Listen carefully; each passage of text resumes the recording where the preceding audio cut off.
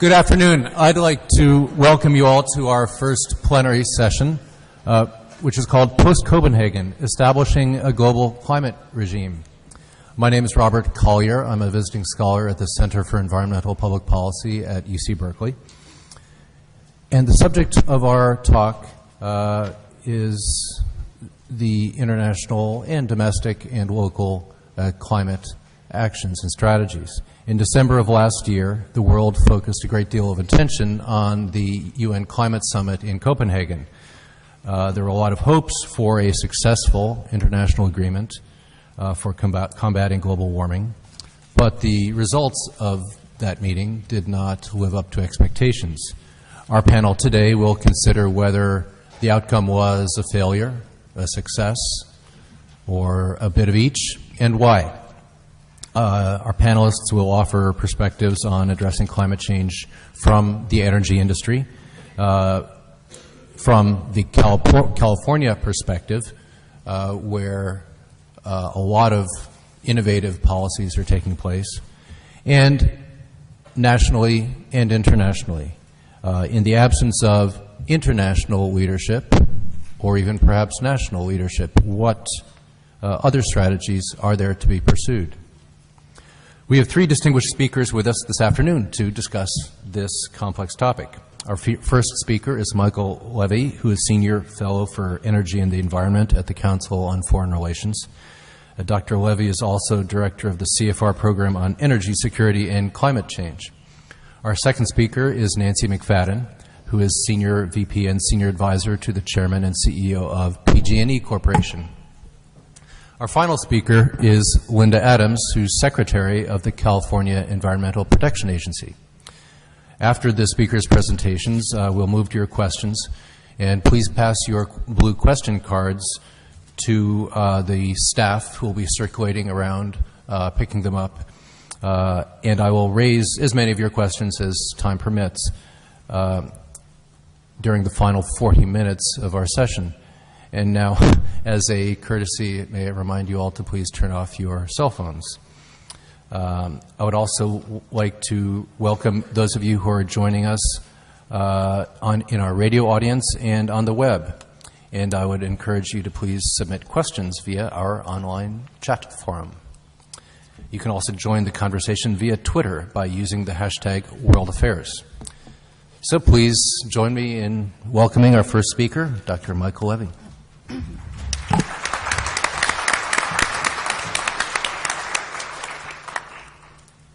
Thank you very much for the introduction. Thank you for inviting me to speak to all of you this afternoon.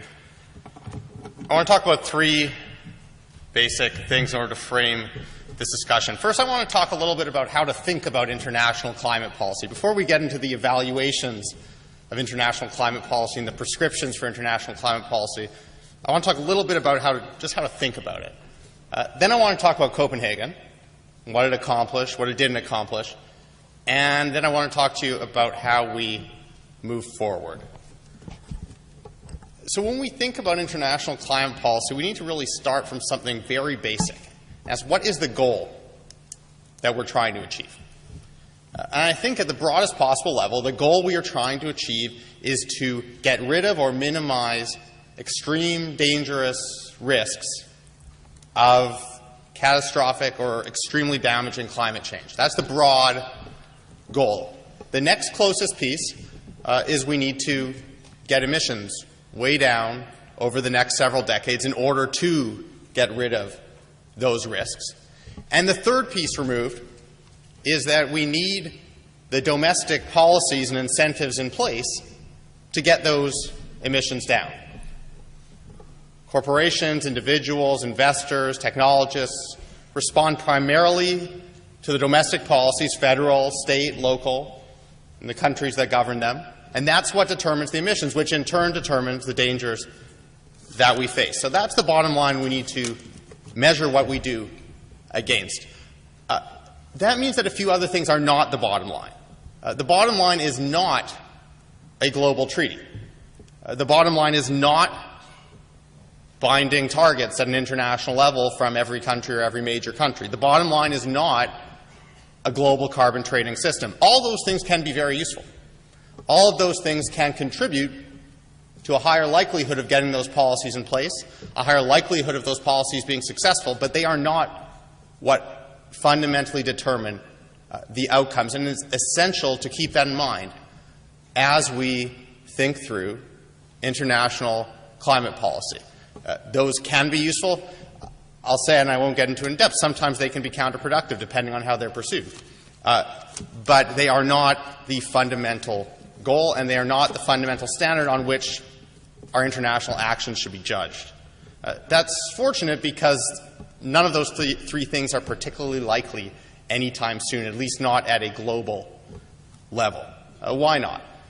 At a global level, the United States is not going to take on legally binding commitments to targets unless the big emerging economies do, China, India, Brazil. And those big emerging economies do not appear prepared to take on binding targets, even if they're targets for curbing their emissions. That does not mean that they aren't going to act, but they do not appear interested in taking on legally binding targets at an international level, or even legally binding commitments to specific actions at an international level, at least not without significant payments in exchange, and the appetite for making those payments does not appear to exist in the United States, in Europe, or in Japan. Without those sorts of commitments, it's difficult to see what a comprehensive treaty would look like, and without those commitments, you cannot have a genuinely global system for carbon trading, because a carbon trading system has to rely on firm, legally bound targets. Again, this isn't to say that we're not going to have action, because, again, it's not essential to have all those pieces. There are other ways, and they need to be focused on what happens at the national level. In that context, Copenhagen was actually something of a success.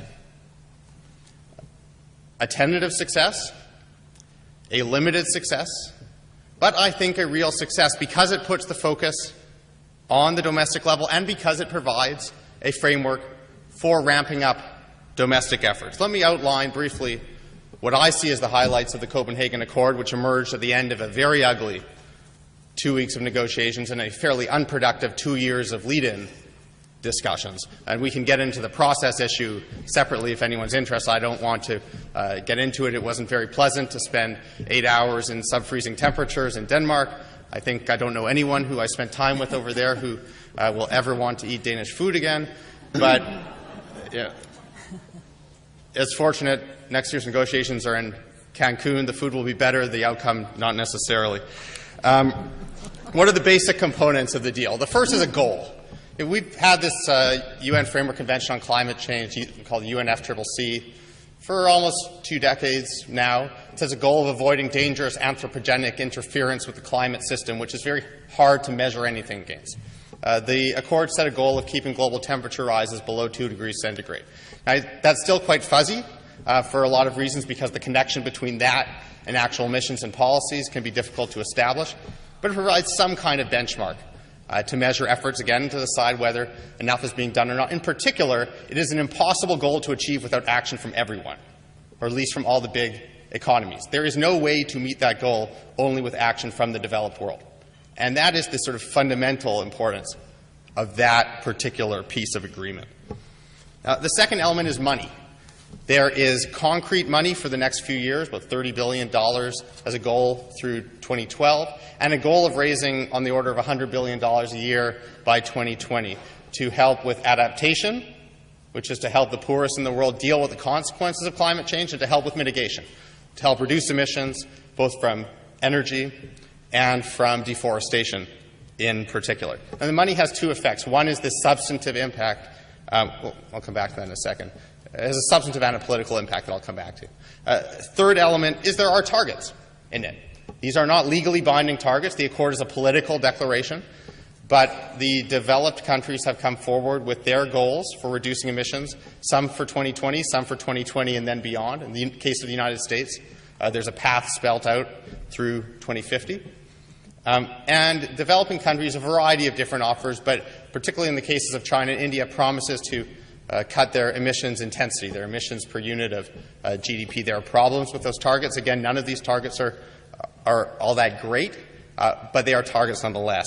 And the last piece, and I think this is actually very important, is a set of provisions that will ideally lead to a system for transparency and review. Basically a system where countries say we're doing the following things to deal with climate change, and there is an international approach to checking that, to making sure that it's actually happening. Not because there are going to be specific consequences if they get caught, again, not a legally binding agreement, but in order to promote a virtuous cycle of action where countries can take steps, others can see that they're acting, and then feel confident taking steps of their own. All important pieces, and with any agreement, political or legally binding, it's that relationship between the pieces that holds it all together. Let me enforce two pieces of this that I think do hold it together, or three, I should say. The first is the flexibility involved. Countries are able to state more ambitious objectives, which can mobilize domestic efforts precisely because they're not afraid of specific preset international consequences for not meeting particular objectives. The second is this political impact of the money. You had a peculiar dynamic going way back in the climate negotiations where you have the rich countries on one side and all poorer countries lumped together as one, whether it's Haiti or Brazil. That allows the richer developing countries to essentially avoid action in the name of defending the poorer developing countries. The Copenhagen Accord breaks that down. All countries put forward efforts, and it happened in part because there was this money offered for the poorer countries. As soon as the money is offered for the poorer countries, the dynamic in the negotiations turned, and they started to put pressure on the richer countries. They were no longer satisfied with those countries using them as cover for inaction. So an extremely important part of the negotiations, which means it is an extremely important part of making the deal hold together over the long term. And last, as I said, this set of provisions for transparency and international review, very sketchy right now, needs to be fleshed out well, but can lead to this sort of virtuous cycle. Okay, that's the framework at Copenhagen. But again, Copenhagen is focused on helping put forward what countries are doing domestically, at enabling cooperation, at enabling a virtuous cycle, but it doesn't do any of these things. There is no set plan for how we follow through. That's good news, because this is too complicated a problem for a simple plan. Frankly, it's too uncertain a problem for a simple plan. Not the uncertainty that you hear about in a lot of the debates in the newspaper about climate science. It's uncertain on the policy side. We're trying to do something fairly extraordinary, the sort of change that we're talking about in the way the world uses energy. To think that we know exactly how to do it would be very wrong. So we need to focus on having a wide set of efforts and, frankly, experimenting, figuring out our way forward, figuring out what works, working more on that, discarding what doesn't, and trying to get to a place where we can be on this safer path. And let me just outline very quickly a few different categories of action that can be taken. The first is obviously at the national level. And I could go on for a long time, which I won't, about what's happening in a variety of countries. I think it's fair to say that pretty much every country in the world is doing substantially more than they were a few years ago, whether it is the United States, both because of federal efforts and because of efforts at the state level, or in China through efforts to rein in energy use in industry, in India through efforts to ramp up solar power and improve efficiency, a variety of these things. And at the same time, there is not enough going on in any major country in the world. The second locus of action is at the bilateral level. Again, a host of bilateral, regional efforts like that are going on. There is U.S.-China cooperation primarily on technical issues, but potentially very important technical issues. For example, cooperation on electric vehicles, both at a technology level and a level of uniform standards that will enlarge markets and allow greater innovation. There's cooperation between the United States and India on solar LED programs that would not only help improve access to clean energy in India, but also help improve access around the world. There are new forums for cooperation amongst leaders that are coming up. One of the big stories, perhaps the big story of Copenhagen, was the unprecedented level of work from leader to leader. The ultimate accord was crafted word by word by national leaders. This is essentially unprecedented in international diplomacy, and it will not be repeated. in the UN negotiations. I know of very few heads of state who want to experience what they did in December. But we need forums where they can work together. And so we have efforts through the G20 to reduce energy subsidies, through something called the Major Economies Forum, which the Obama administration established as a successor to the Bush administration's Major Economies meetings, which brings together heads of state and other energy policymakers to find ways forward. There is a new clean energy ministerial process that Secretary Steve Chu will be hosting starting in July, which I think holds a lot of promise to line up, coordinate, and bring together global policies that promote innovation and deployment of clean energy technologies in a way that makes them greater than simply the sum of the parts. There are a host of existing institutions out there that can help support clean development that need to be invigorated. The World Bank, in particular, will, I think, have to play a critical role. I know a lot of people like to dream up new institutions, but when you're dealing with very large amounts of money, complicated project financing, sorts of things that are difficult to do, using established institutions that have track records with reforms is an essential part. And there are a host of organizations like that, UN Development Program, a variety of things like that that need to be invigorated. And the last piece that I'll list in this sort of host of places where we can see action internationally is through other regimes that have major effects on how we use energy and how we may transform how we use energy. The World Trade Organization is a prime example. The rules that govern trade in clean technology, the rules that govern investment in clean technology will have major effects on the cost of clean technology, the cost of meeting our climate goals, and as a result on the willingness of legislators and leaders to take their countries in a low-carbon direction. So again, another area, not part of a global blueprint that tells us exactly where we're going, but another area where innovation at a global level will have a major impact on what can be done and what will be done at the domestic level, which in turn is what affects emissions. So let me leave you with that as the basic bottom line. A treaty would be nice. I doubt we're going to have it. Robust targets would be nice. We may or may not have them. Action is what fundamentally matters, and that's where we need to keep our focus if we want to succeed in this extraordinary challenge. Thank you for your attention.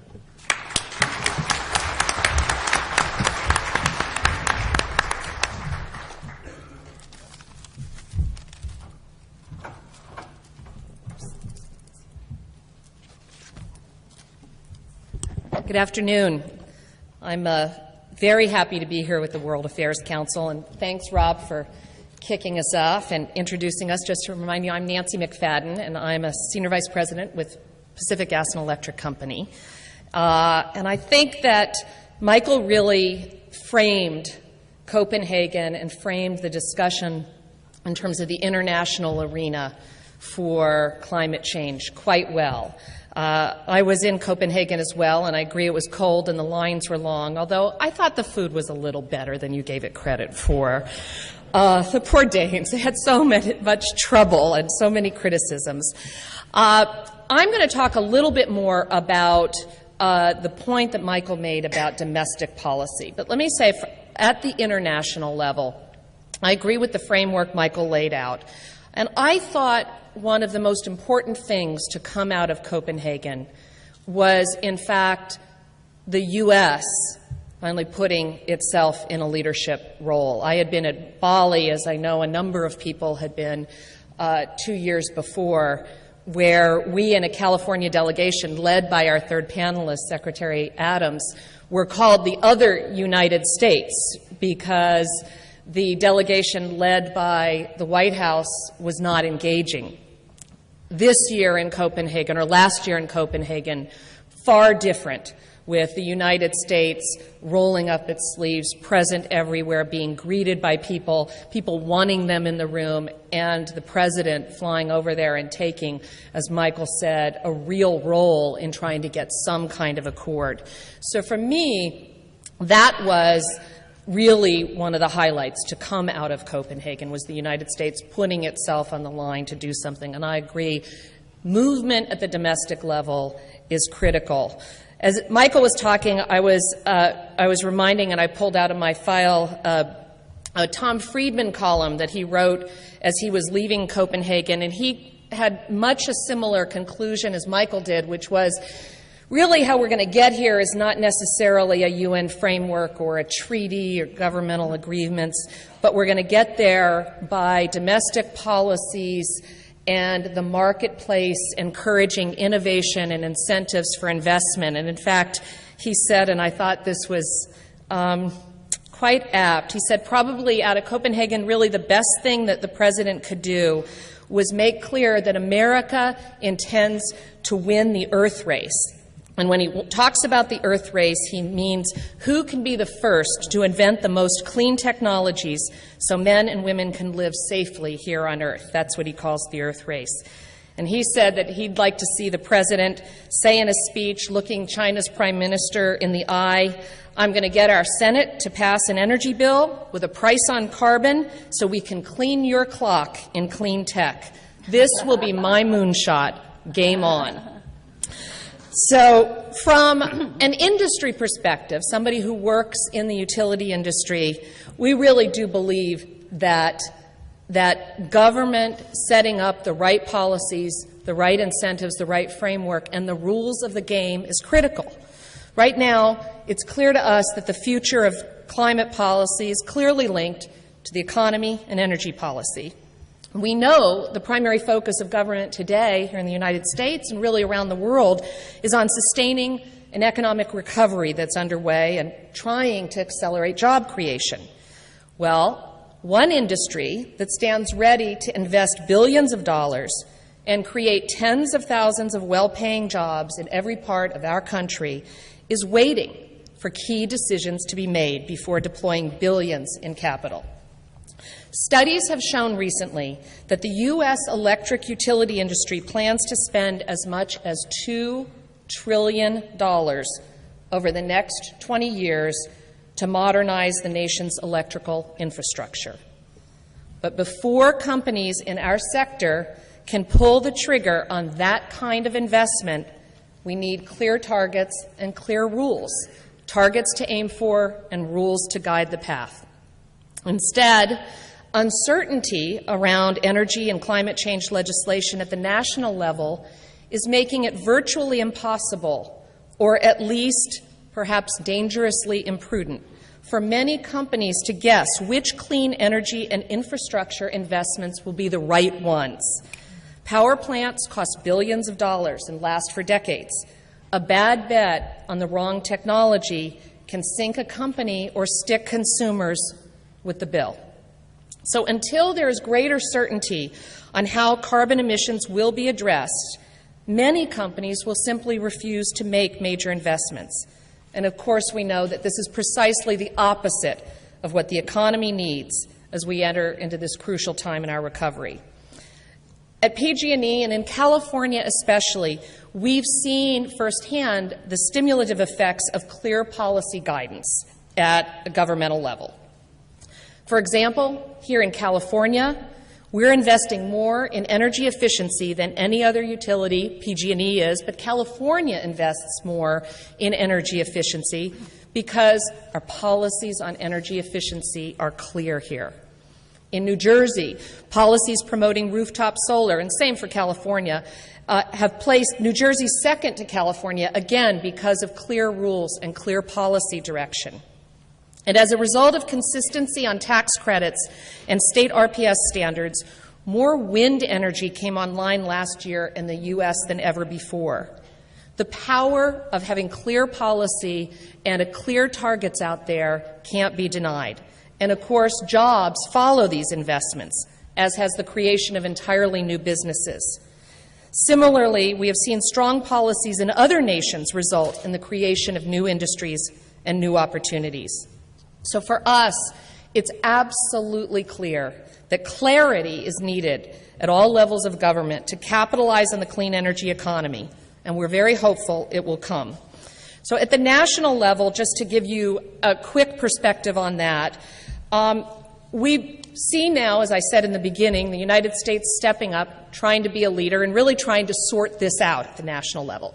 We've seen some real steps being taken in the economic recovery package. We've seen some recognition of needing to lay out some guidance and some pathways.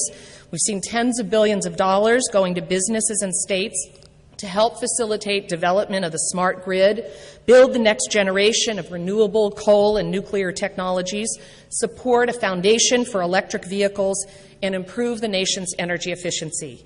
We've seen it in the Economic Recovery Act, and there have been ups and downs in Congress. We saw the House pass comprehensive climate legislation last summer, and now we need to see action out of our U.S. Senate. We know that there have been ups and downs, a little bit difficult to get some things happening out of the Senate. We just don't need only look at the health care saga. But there is room for a little bit of hope. There's a tripartisan group of senators, a Republican, a Democrat, and an independent, who are currently working to craft a bill to enhance our nation's energy security, provide economic opportunity for businesses and jobs, and cut carbon pollution. We have some hope that this effort might go somewhere, but as we know, in Washington right now, anything is far from certain. As one utility, PG&E has been actively engaged at the national level, and it all relates to what I said in the beginning. We need the roadmap, we need the targets, we need the certainty that we're actually going to do something in this country to say carbon emissions need to be cut, and you have a responsibility to do that. We've been very engaged with a group called the United States Climate Action Partnership, which is a group of industries and environmental groups who have been working now for a number of years to urge national action on the climate issue. And it's really been one of those tipping point kinds of organizations that have had a major impact on the Congress in getting action. And we're continuing to work hard at the national level because we believe that we have a historic opportunity to change the way energy is produced, delivered, consumed, to change the way that our nation deals with carbon, and to benefit the economy in the process. So I encourage you, by the way, to go to the USCAP website to see the policy proposals and to see the kinds of advocacy that this organization has been taking. I think you'll find it interesting. We're also engaged at the state level. I'll leave most of that to Secretary Adams, but as many of you may know, California passed groundbreaking state law to curb and cap global carbon emissions, called California's Global Warming Solutions Act of 2006. PG&E stood as one of the few corporations to support California's efforts in that regard, and we're currently working on the implementation of that groundbreaking state law. And again, at the state level, it's important to have certainty and clarity about what's going to be required of industries. It's also important that we do things in a way that, yes, make major movement on curbing carbon emissions, but also do so in a way that consumers aren't shocked by the costs being passed on to them. And so the implementation of a law that says we need to set carbon emissions and set up processes and programs in order to do that become very, very complex. So you do it in a way that makes major strides in terms of curbing carbon emissions, but at the same time takes into account the economic effects on consumers and real people of the efforts to do so. Complicated, but everybody's rolling up their sleeves here in California to do it right. And especially with the uncertainty at the national level, we in California know that it's absolutely critical to get it as close to right as we can, because it will be a model law and may be the only real law that's in effect in the next period of time in the United States. So again, as a company greatly involved in this climate change effort, we believe that it's important to do so, not only because we want certainty with respect to our investments, but because we see carbon management as part of our business strategy. It's incorporated into our core business, the goals of the company. We consider it one of the values of our company. And we believe it's expected of us by our customers, our shareholders, and increasingly even by the investment community. Recently, the Securities and Exchange Commission published guidance on disclosure requirements relating to climate change. We believe that all around us, we are seeing people make moves to recognize that carbon is a part of our economy, that carbon is a challenge that we all must meet. And now we think it's time that governments start to lay out the roadmaps that we all need so we can make the investments to deal with the carbon problem and also the investments that may be a key to unlocking some of our economic problems. That's our perspective on this. We believe the clean energy economy of the future won't build itself, and what is needed is clarity in the direction government wants us to go and help in clearing the path to get us there. Thanks very much.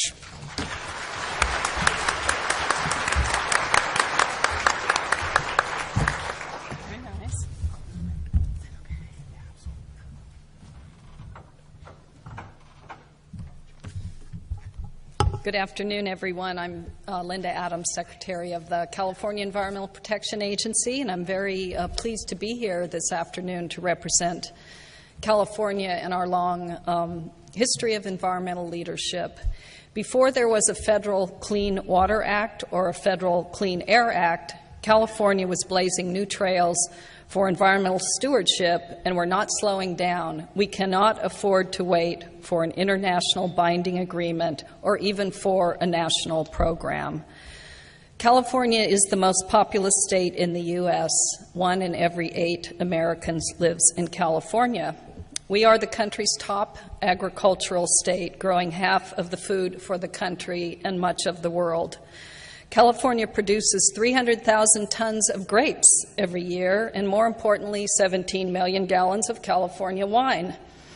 California is home to the oldest, largest, and tallest living things. The bristlecone pines of the eastern Sierras are nearly 5,000 years old. The General Sherman tree in Sequoia National Park is the largest, and California coastal redwoods are the tallest. Why does California care about this issue? We are the 8th largest economy in the world and home to 38 million people. We have intense economic and environmental interest in the progress and design of a global agreement on climate change. Governor Schwarzenegger and the state of California are playing a significant role in advancing climate change policies in California, in the Western region, on a national basis, and around the world. And you've all heard about Copenhagen. Yes, it was cold and miserable. I actually had the flu, so I was really having a bad time. But in Copenhagen, our governor went to Copenhagen, and the UN set aside a special spot for him to speak. And he spoke of the significance of actions at the subnational level. That's kind of a new term, but subnational would include states, provinces, cities, and regions around the world. Because according to the United Nations, up to 80% of greenhouse gas mitigation will occur at the subnational level. So California has taken a leadership role and will continue to work hard to ensure that subnational governments are formally recognized in any global climate agreement. And our unique geography and Mediterranean climate does make us very vulnerable to the threats of global warming. Our 1,100 miles of coastline are threatened by rising sea levels and more intense storms. Our $36 billion agriculture industry is threatened by water shortages and weather extremes. Our water supplies are threatened by decreasing snowpack in the Sierra Nevada mountains, which I like to refer to as our free water storage reservoir. And of course, we've seen that our fire season has now become a year-round season and is costing us hundreds of millions of dollars a year. And we've already experienced in California a dramatic increase in heat-related deaths from more frequent extreme heat events. So our governor, being an optimist, any of you who know him, you never hear a negative word from him. He sees this as an opportunity to grow green jobs and promote a strong, sustainable economy. And we know that California's policies, like Nancy mentioned, are very important, and our policies are garnering nearly 60% of the nation's clean tech venture capital investment, more than all other states combined. So you can see how our policies are resulting in green jobs being created. And we know that our green jobs in California are growing much faster than any other sector. So action at the national level, as Nancy mentioned, is of course very critical, but in the meantime, California is not waiting.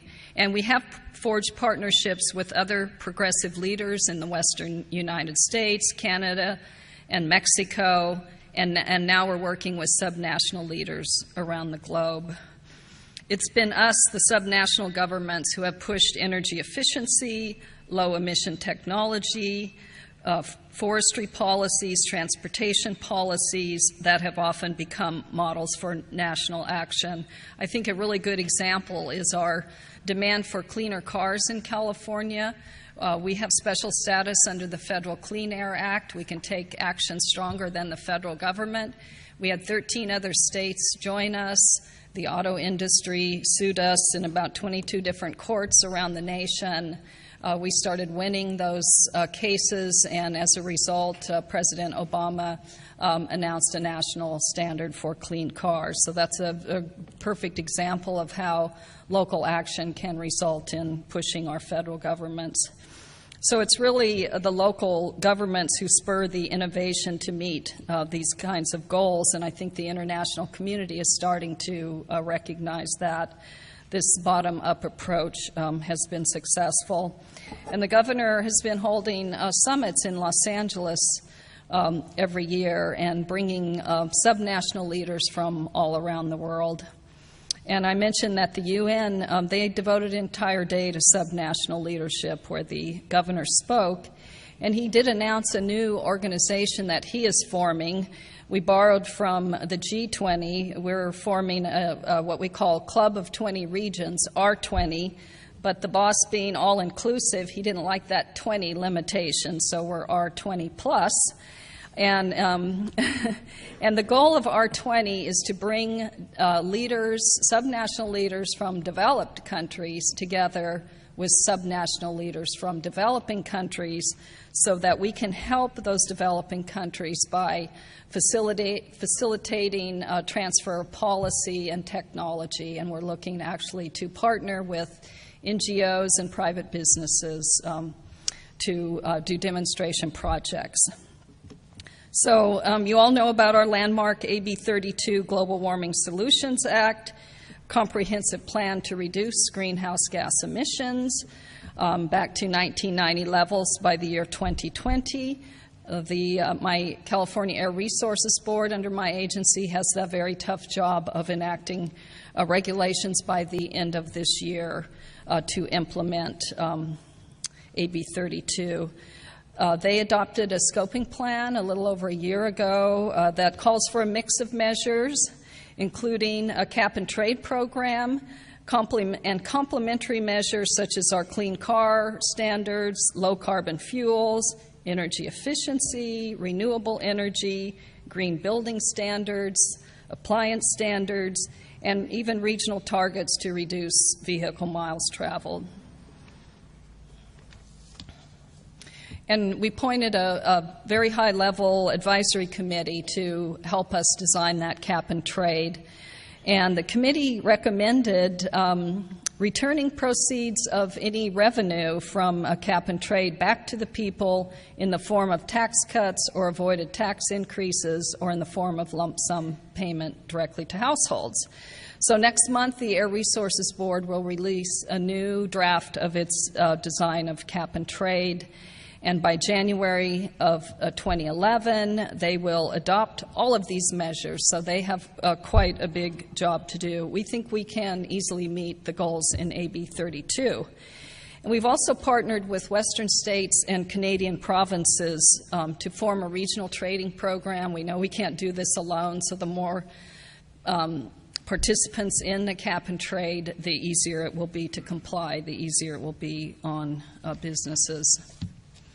And our trading program is similar to one that's been in operation in the eastern states, the northeastern states, called RGGI, Regional Greenhouse Gas Initiative. That's a program, a cap-and-trade program, but only in the power sector. And as Nancy mentioned, a strong federal program is definitely needed. It's much better for businesses to have a federal policy, so they have some certainty. And I was fortunate yesterday to actually meet with Carol Browner in the White House, and she had, of course, been in the meeting the afternoon prior where the President called leaders from Congress to urge them to enact a cap-and-trade program. And based on a conversation with Carol, I think there is a glimmer of hope that something could happen this year. The White House is really agonizing over the need to get the health care bill done, and that's it's going to be hard to move on to climate and energy until they get that health care program done. So while the U.S. negotiates with global leaders on a new climate agreement, there's plenty of work at the local level, and I think that's the message that our governor is spreading around the world, that we will continue these partnerships, including our efforts with our closest neighbors, Mexico, through training, capacity building. We're even adopting offset protocols to bring Mexico into our regional carbon market. We're doing some very interesting things with China. The governor signed an agreement with Jiangsu province in China, and that's the first state-to-province partnership where China has first ever subnational agreement to reduce greenhouse gas emissions in China. When I started going to China just a few years ago, the subnational governments could not even use the word greenhouse gases. So things are changing. Also, a big issue in Copenhagen was monitoring, reporting, and verification, and pressing a little bit on China to have some outside verification of their emission reductions. Well, I know that China doesn't even have the capacity to know what their emissions are, and one of the other things I did in China a year ago was to help them launch a voluntary registry so that businesses in China could learn how to report their emissions. We're working with Brazil and Indonesia to reduce deforestation and encourage reforestation. Let's see. And another exciting thing we're doing is working with United Nations Development Program to work with developing countries, particularly African nations, to share successful policies and transfer technology. We were very thrilled that Africa chose our summit last year to announce a new Green Deal for Africa, with hopes that some of the least developing countries could leapfrog into a new green economy and avoid a polluting industrial revolution like the U.S. went through. So, post-Copenhagen, where do we go from here? I thought Copenhagen was a step forward. I think there is some hope in Congress for a national program. I don't see a legally binding international agreement in the near future, but I think what really matters is action, and that's what is happening not only at the subnational level, but around the world. So with that, I think I will close and probably open for questions, right? Thank you so much.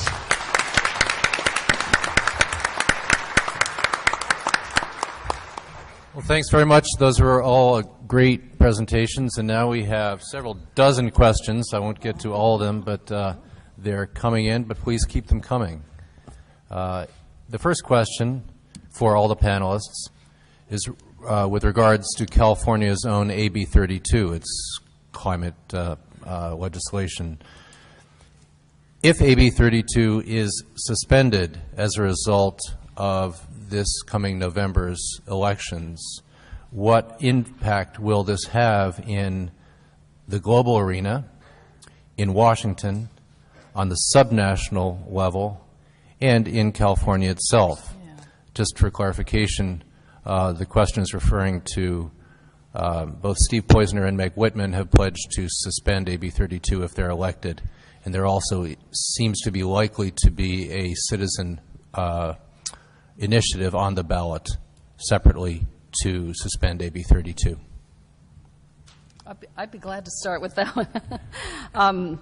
I think that would be, if that, and I think we can defeat that initiative, although I'm not supposed to take positions on measures. I think that would be a really bad thing for California and a really bad signal for our businesses. What I'm hearing from California businesses is that we don't want that initiative because we're busy moving towards a green economy. So I think it would be bad for California. I think it would be a terrible, terrible signal to the rest of the world, because our law is known literally by everyone in the world. I belong to an international organization, Oxfam International. They have a program called Sisters on the Planet, and we were in Washington lobbying for funding for international adaptation, and we heard some pretty compelling stories from women in Africa and other developing countries. The impacts to the least developed world, the poorest people, is pretty astounding to hear firsthand, and they know about our law. So I think it would be a terrible signal around that would resonate around the world. The national level, I think the same thing. It would be very, very harmful to efforts in Washington to get a national program. Nancy, do you want to say anything? I'd say I have a mixed sense of how it would affect things globally, because for several years there was a lot going on at the state level in the United States, and the U.S. didn't get much credit for it internationally, which makes me not entirely sure that the reverse would happen if we reverse things. This is sort of at an analytical level. I think it's to the extent, and as I argued when I spoke, what happens internationally is going to be driven by action on the ground. And the virtuous cycle happens not because of political statements, but because of what countries and regions and governments actually do. I think that would make a turnaround in California a real setback internationally. But I think more because of the substance than because of the symbolism, and also because the sort of political climate that would lead to this kind of action in California, I think, says something about where we would be heading nationally, and that itself would have very big international ramifications. I would only add, I think it's if what we want is certainty and clear rules, starts and stops and suspensions don't necessarily fit into that. But I do think it is important to look beyond the pure politics, and there's certainly, it's California, so there's certainly some pure politics in this, and ask, are there some legitimate concerns behind some people's desires to slow things down, and make sure that as we're moving forward on these, that we acknowledge and try to address if there are legitimate concerns. And so I do think that that stepping out of the political framework, we have to be mindful about how we are proceeding and the impacts that it has. I'll pull a question from the bottom of the pile to follow up on your comments, Nancy, regarding this certainty and clear rules. There are two separate questions regarding that. You say the private sector needs clear directions and clear policies. Could you be more specific about what these clear policies and guidelines should be? And what about the possible disconnect of national policies versus subnational actions? Which is more important? Is there possible conflict? Do you really need a national standard for your industry or not? I'll take the question sort of together. So at bottom, what I think we really need is a cap on emissions, and we're strongly in favor of some kind of cap-and-trade system that we think actually will unleash the market to be able, market forces to be able to figure out the best ways to reduce emissions, but we clearly have an idea that emissions year to year have got to go down so that we meet targets in California. It's the 1990 levels by 2020. So I think that's what we need. We need to have mechanisms in place to put a price on carbon so that investments are made to be able to achieve those carbon emission reductions.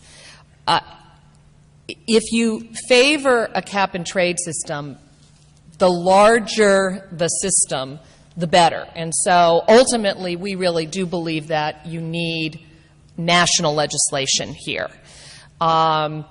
We're supportive of, and have been supportive of, California's law. We think that AB 32 was an important prod to the Congress and a very important statement. And we do believe that subnational, state and federal laws can work together. There's potential for conflict, absolutely, but we think they can work together. And in fact, I know that the state of California has been working with congressional leaders to make sure that a California system can be harmonized with a federal system, and so there wouldn't be a disconnect. We have, as Linda said, strong standards here in California for energy efficiency and renewable energy, for clean cars, and the way for us really as a nation to move forward is for California not to be the only one to have these kinds of strong standards. So you need state action sometimes to be the prod. I do think they can be complementary. There's potential for conflict, but we're hopeful that we can harmonize it. A question from Julio Friedman, who leads the coal energy program at Lawrence Livermore National Lab. Given that the U.S. and China must cooperate on climate and will compete on energy technology and supply, what are the most important components of a successful energy environmental strategy to balance cooperation and competition at the same time? That's a fantastic question. Julio I'm sure has some answers of his own. And this is actually going to be a bigger challenge than a lot of people expect. The political push to move climate action forward in the United States is closely tied to an agenda of job creation and of industry leadership. That does not lend itself well to international cooperation because, again, it frames things in a fundamentally competitive way. Look at a very recent example. There is real serious effort on Capitol Hill to cut off large chunks of the federal support for renewable energy and for wind in particular because of concerns that a good part of the material and a good part of the equipment is coming from China. If we do that, there will undoubtedly be reciprocal action, and we end up with a very balkanized system. And anyone who looks at technology development knows that when you have a very balkanized system like that, you don't get the same economies of scale. You don't get the same learning across borders. Energy technology already, frankly, is one of the areas of technology that is the least globalized, the least clean energy technology compared to other areas, and we could make it even more so by getting into this kind of competition. There are bright spots. Again, a lot of them are in addressing these sorts of trade and investment barriers. Some of them are not particularly sexy. One example, there's a lot of effort going on to harmonize standards on electric vehicles. Okay, it's not, grand international agreement, but you do this kind of thing, it means that innovations in China can be transferred to the United States and be built upon, and vice versa. You accelerate innovation, drive down costs, make action more feasible. Things like that can be useful. Joint work at the early stage in R&D. Again, an example, China has a lot of pure streams of carbon dioxide that provide opportunities for learning and technology development on carbon capture and sequestration. So there are a lot of areas for practical cooperation between the U.S. and China, particularly with technology focus, and a lot of bad things to avoid. Two questions for Nancy McFadden and Linda Adams regarding state policies, the so-called feed-in tariff proposals. This refers to policies that are in place in many European countries in which small-scale producers of solar and other renewable energy can sell their power back into the grid and receive subsidized prices in return. So what is PG&E's stance on feed-in tariffs, and what's happening, and would this be signed by the governor? You want to go first? No. Okay, I'll go first.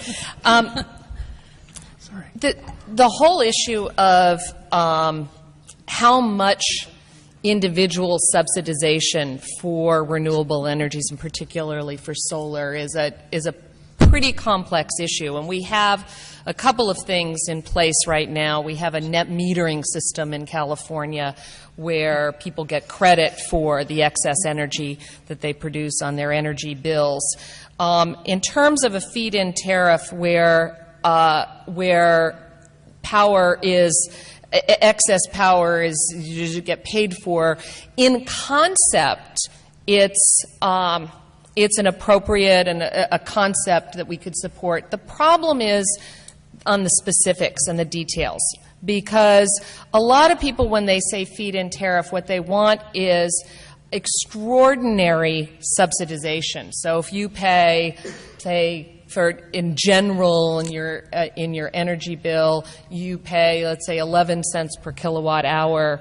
For solar energy, people want it subsidized at 40 cents a kilowatt hour or more.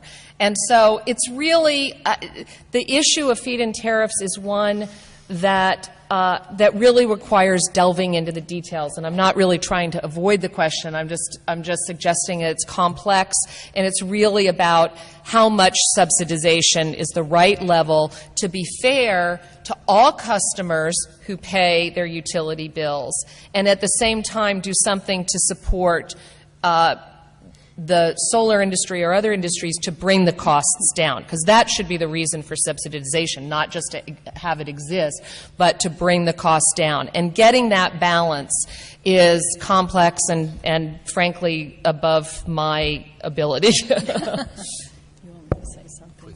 And I just, I think Nancy's right on. The details are what will be critical. And the Energy Commission is not under my agency, so I'm not an expert on this, but I have heard the governor express his support in concept. But again, it's the details and how to make sure that all customers are treated fairly is going to be the debate.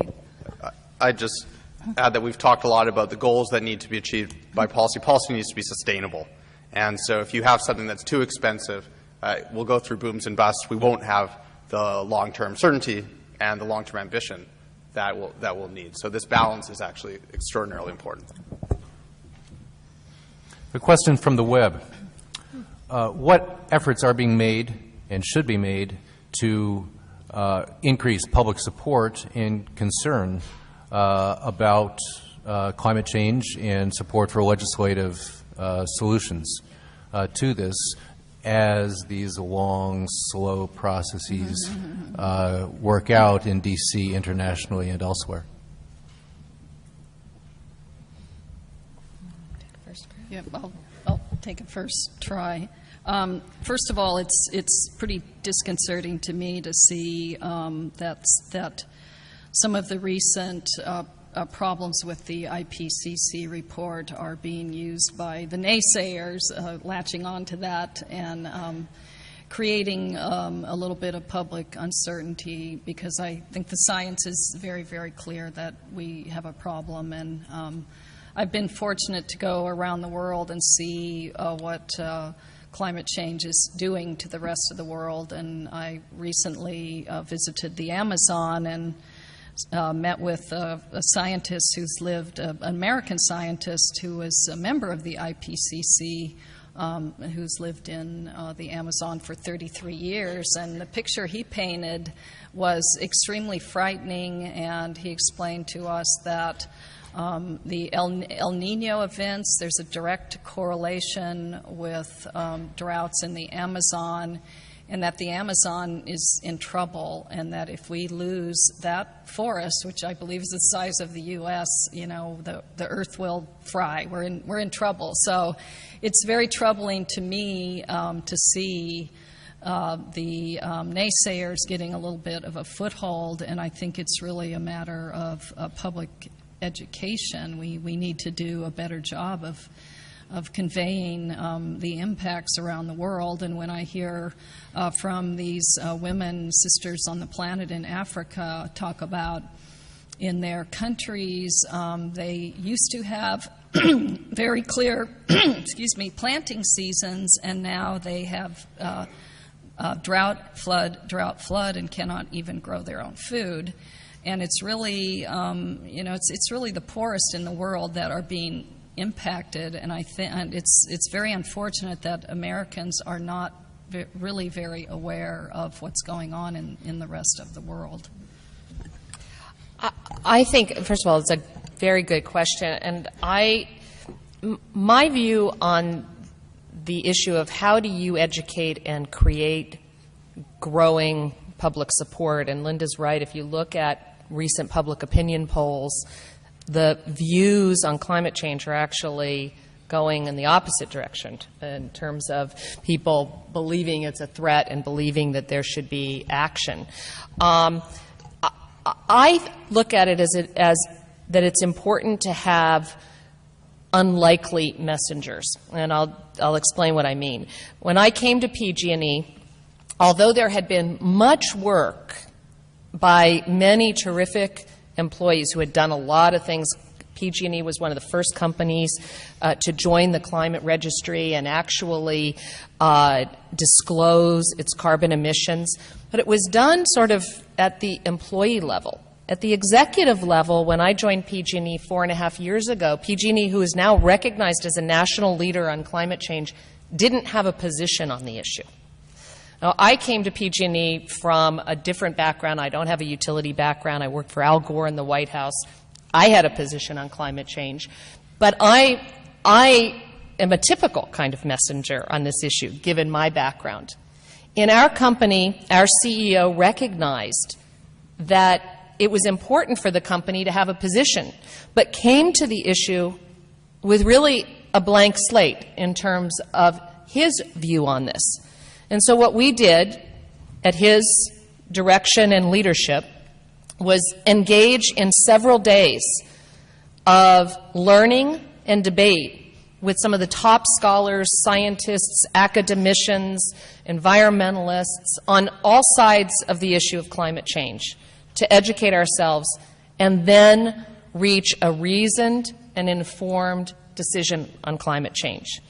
And so when I look at building education and public support on an issue, I look at that kind of process, and now I look at our CEO, who is not somebody who came naturally to be an advocate on an issue like climate change, probably being one of the most effective kinds of spokespersons on this issue.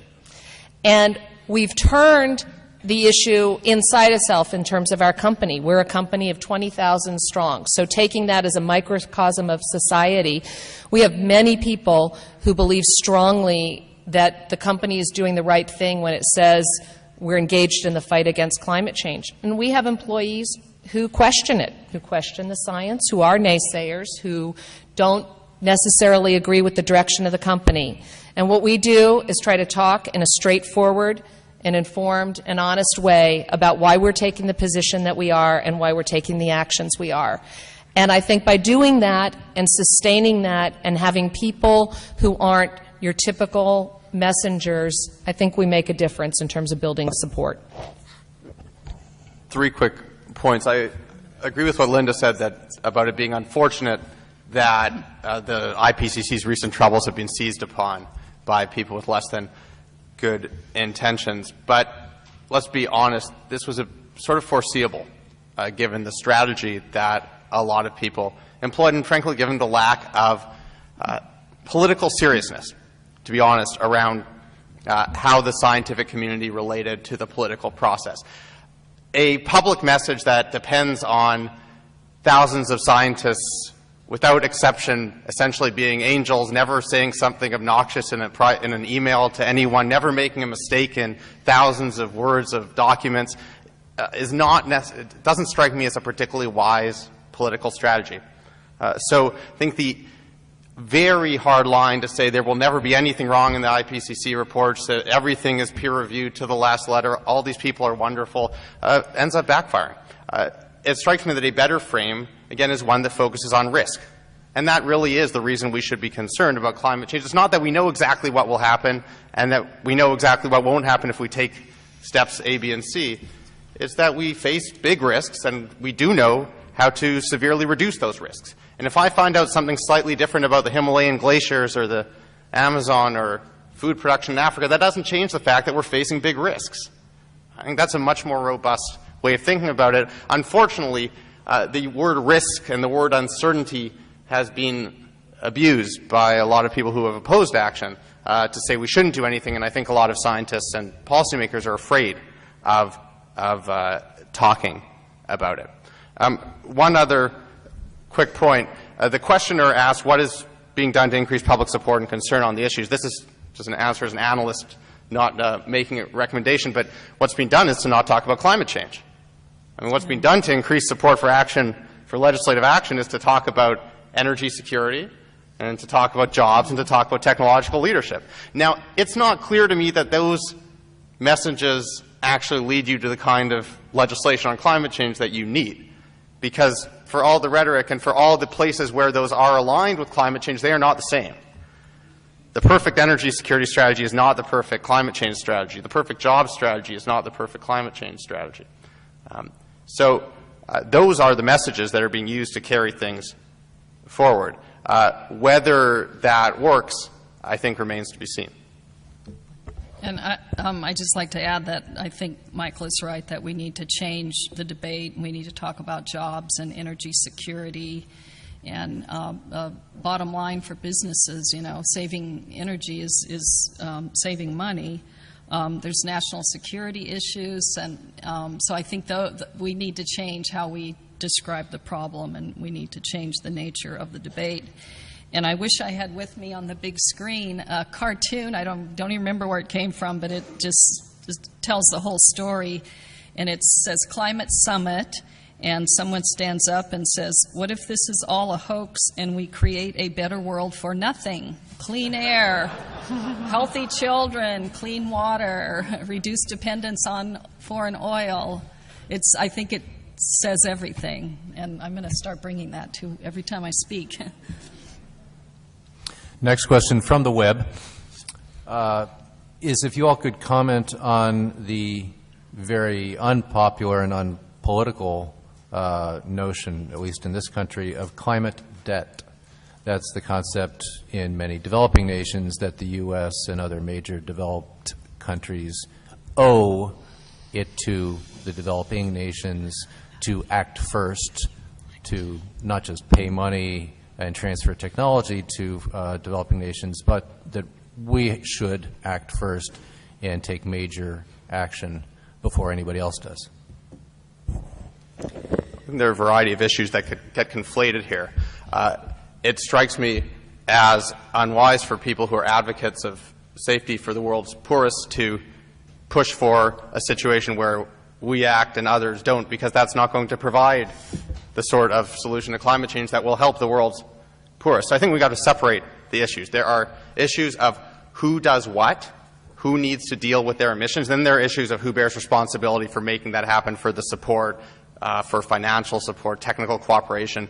I'm still not entirely sure what technology transfer means as a national policy, but there are some technology cooperation issues that we need to deal with. There's a philosophical issue around climate debt.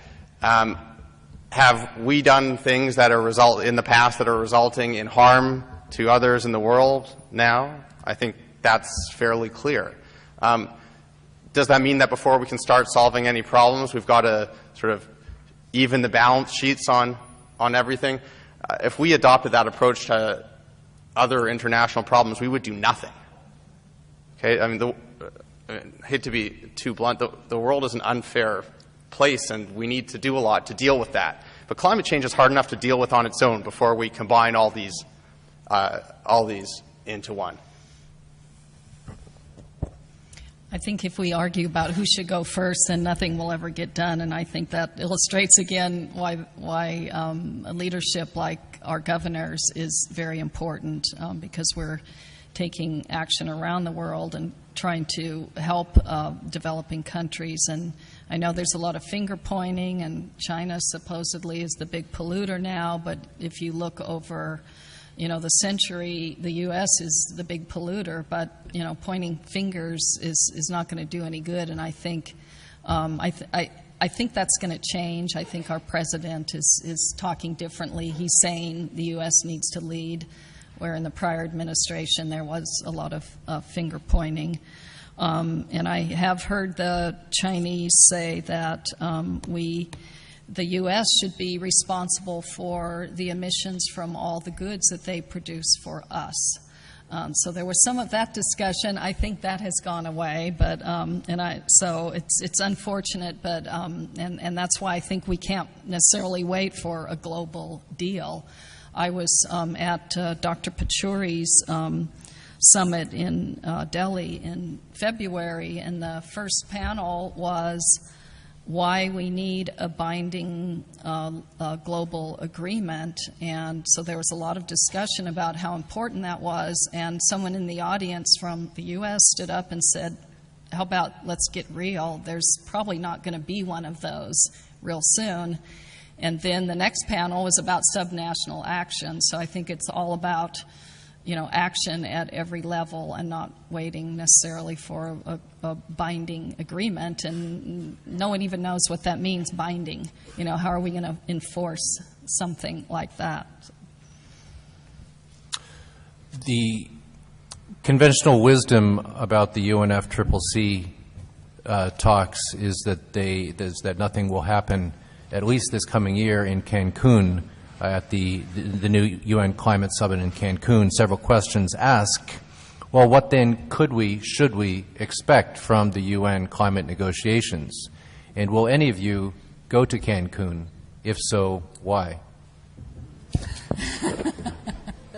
I live in New York. It's cold in December, so I'll be going to Cancun.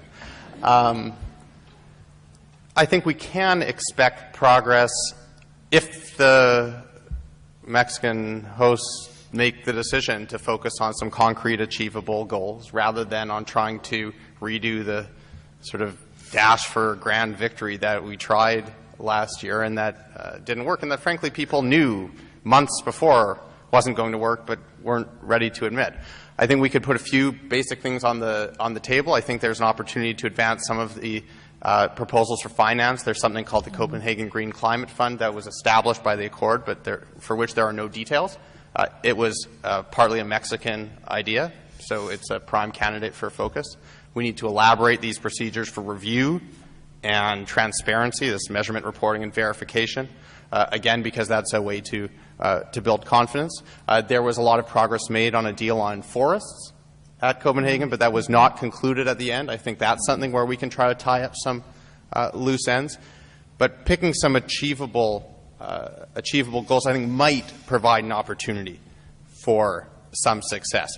At the same time, even that may be difficult. There are some fundamental disagreements, and it means that one of the basic goals for the UN talks for the next while is going to be to make sure that whatever happens in them doesn't provide a negative spillover for all these other efforts to deal with climate change that are underway. And I think there is a danger of that, particularly given we see how Copenhagen was received, for example. I think we do that one more time, it has very bad spillovers for other efforts.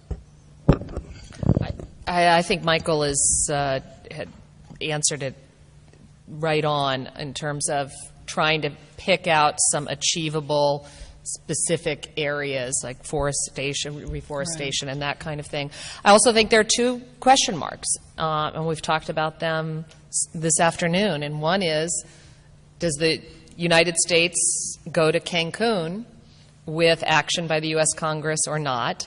and is California. And even though I think you're right, the world isn't necessarily fixated on California, but I do think if California were to find itself in the position to have its Global Warming Act suspended, and the U.S. Congress having taken no action, it'll be a different environment in Cancun than even if it was in Copenhagen. So I think those are two uncertainties that we would need to watch. With regards to forestry, the Copenhagen Accord, I think for the first time any UNFCCC accord mentioned deforestation. And we know that deforestation worldwide accounts for nearly 20% of our greenhouse gas emissions. So that's a huge, huge issue.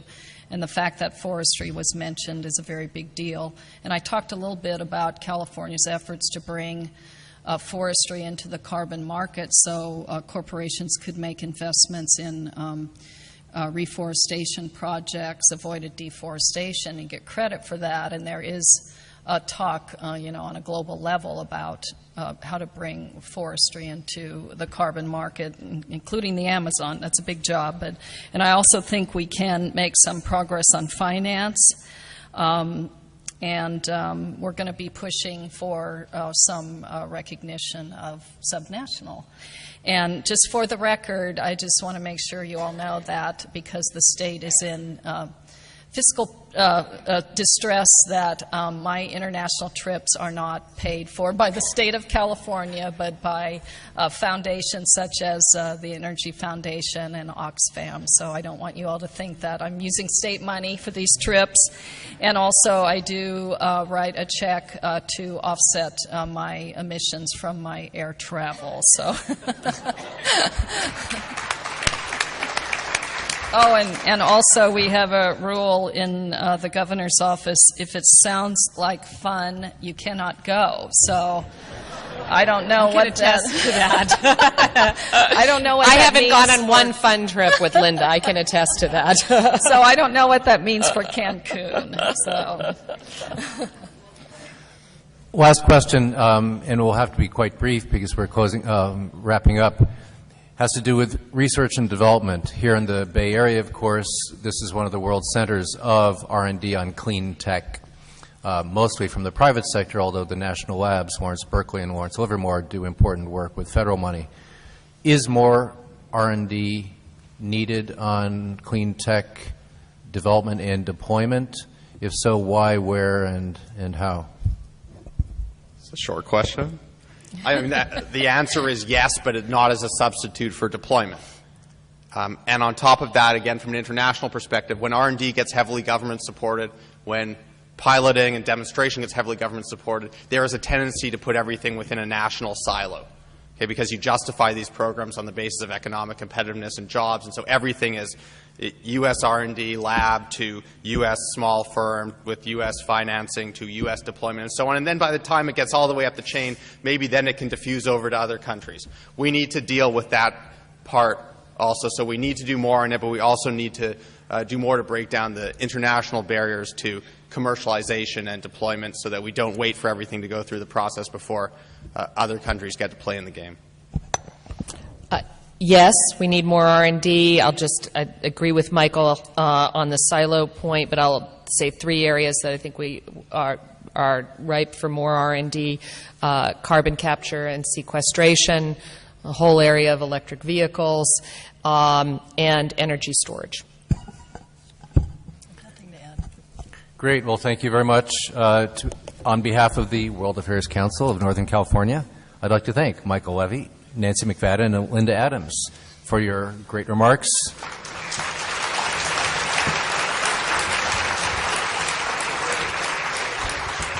And to you, the audience online and by radio, for your participation.